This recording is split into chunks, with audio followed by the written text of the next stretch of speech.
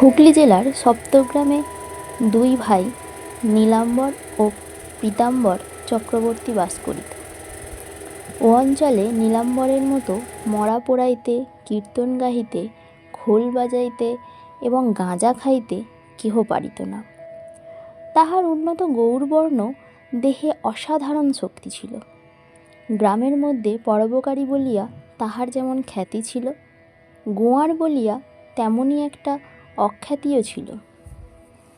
কিন্তু ছোট ভাই পীতাম্বর সম্পূর্ণ ভিন্ন প্রকৃতির লোক।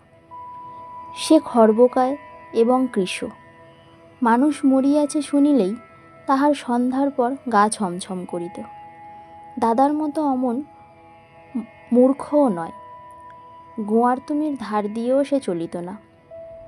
সকালবেলা ভাত খাইয়া দপ্তর বগলে করিয়া হুগলির আদালতের পশ্চিম দিকের একটা গাছতলায় গিয়া বসিত এবং সমস্ত দিন আর্জি লিখিয়া যা উপার্জন করিত সন্ধ্যার পূর্বেই বাড়ি ফিরিয়া সেগুলি বাক্সে বন্ধ করিয়া ফেলিত।